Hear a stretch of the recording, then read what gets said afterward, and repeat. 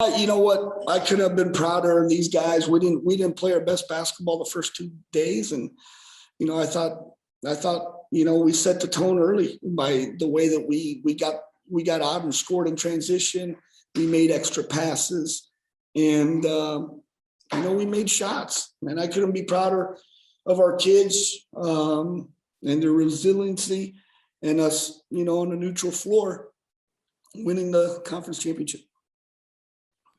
Okay, we'll take the first question from Joey Knight from Tampa Bay Times. Can you hear me? I can hear you, Joey. You took the Bucks let you cover women's basketball now. I like it. I told them I was covering it.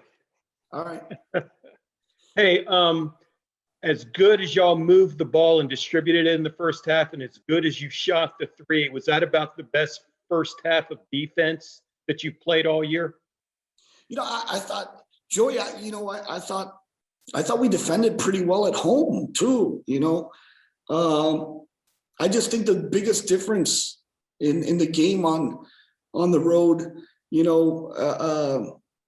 was 2 games in 3 days, and I probably worked them a little bit too hard on that second day leading into that third day, and we were really flat when we went on the road.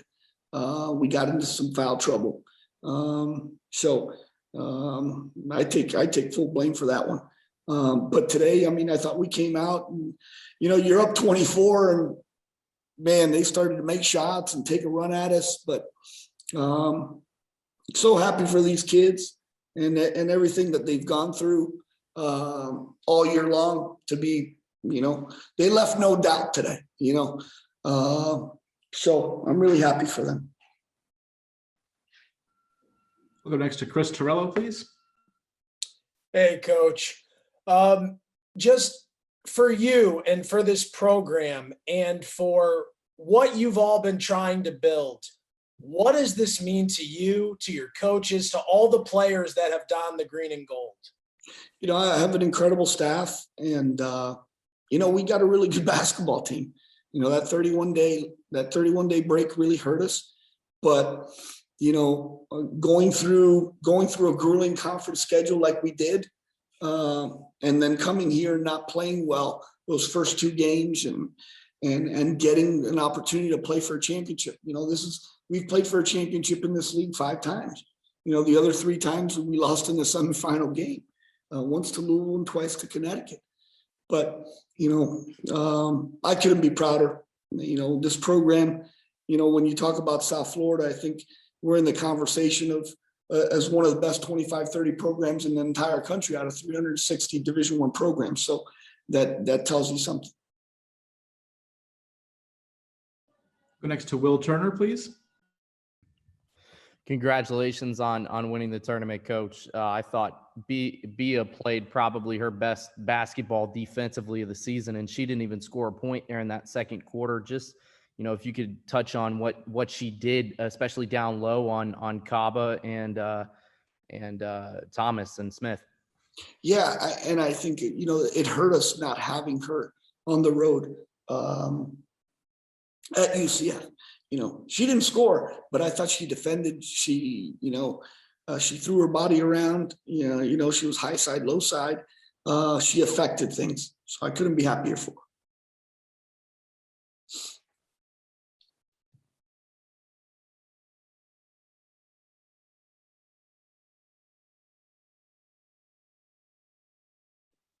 I believe you're muted, Chuck.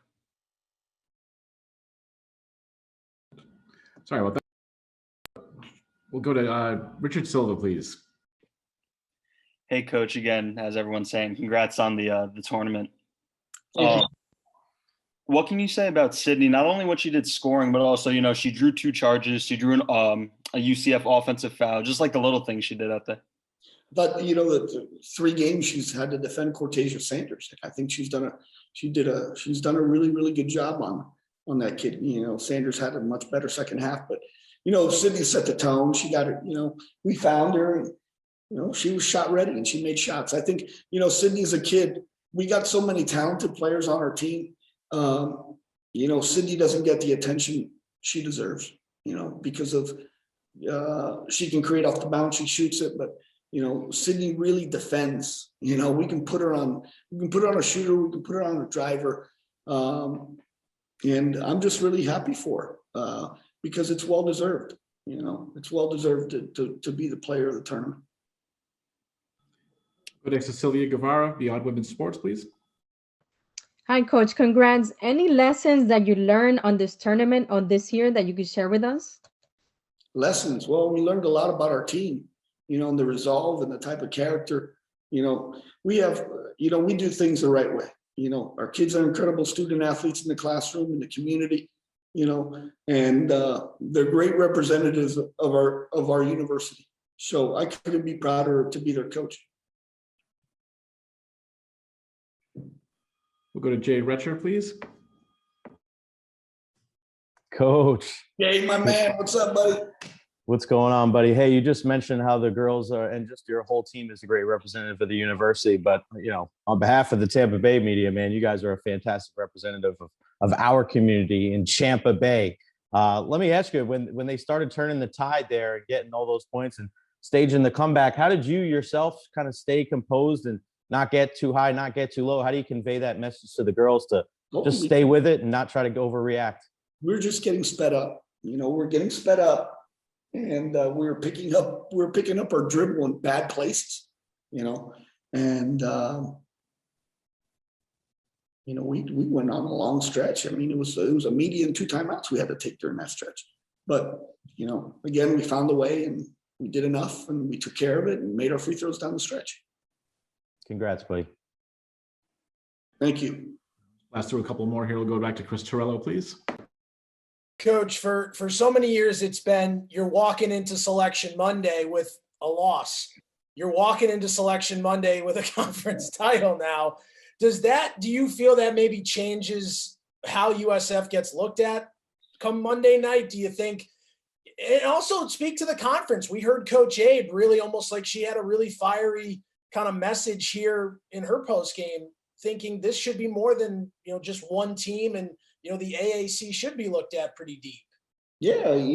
I think all along, we were talking about UCF being on the bubble. I thought they were in all along. They're a good basketball team. They defend, they rebound, they're tough. I think Tulane and Houston are very good basketball teams. I thought we had 4 teams in this league that were NCAA tournament caliber teams. Okay, we'll go to Will Turner, and then we'll finish off with Richard Silva. Will, go ahead, please. Oh, right. Was there a moment, tonight where it just kind of all hit you, where it all sunk in? Was it cutting down the nets, or did it just, when did it hit you that you were tournament champion? Well, when we were up 8-10 and, we had Sydney and E on the line, those guys ain't going to miss free throws. So I knew it was over. And we'll go to Richard Silva from the Oracle to finish up, please. Could you just talk about Betty's work on the glass? She broke the record for rebounds in the single tournament with 49. Could you just talk about that a little bit? That's what she does. That's what she does. We go as those frontline guys go. And when they go and they defend and rebound, we play well. So, Selection Monday, but whatever happens, guess what? This tournament is on a neutral floor. And it's wide open. So I'm looking forward to finding out who we play, and whoever that is, we'll get to work on them. Thanks, Coach. All right, guys. Thank you for staying up. All right. Thank you for your time all week. Thanks, Coach. Thank you, Coach. Thanks, Coach. Okay, we welcome back Sydney Harvey, Tournament Most Outstanding Player. Sydney, congratulations on the championship and the win tonight. We can go right to questions. We'll start with Chris Torello, please. Hey, Sid. Just what does this mean? You've been in this program for a few years now, and the emotion that you all were able to kind of finally let out at the end. Just take me through the ups and downs of this game, and then just kind of finally being able to kind of rush the floor at the end. It's just an exciting feeling. We came in the beginning of the game with a lot of energy. That was like our focus. We wanted to make sure we defend, because defense leads to our offense, and get out in transition. And then second half, we came out good, and then they started pressing us and started making us play faster. We just had to keep our composure. And then when those last seconds hit, we just knew, and it was just an amazing feeling. Take the next one from Will Turner, please. Congratulations on winning the tournament and the tournament MVP. You know, obviously the first half was your half. The second half seemed like it was Elena's half. Just, you know, they often say shooting's contagious. Just how contagious was, you know, y'all shooting tonight? Yeah, I think when you see one person's shot go in, it helps your shot go in. It gets you get hype, you get a lot of energy. I mean, we were moving the ball really well. So when we always share the ball, everybody's shot goes in. We'll go next to Jay Retcher, please. Hey, Sid, congrats on the win and the tremendous accomplishment. Can you just talk about the end when you guys are celebrating, you're hoisting Shea up there at the end? It just seemed like the entire team, not just the 5 players on the court, everybody was locked into this game from the beginning. Just talk about that kind of togetherness you guys have and celebrating with Shea like that.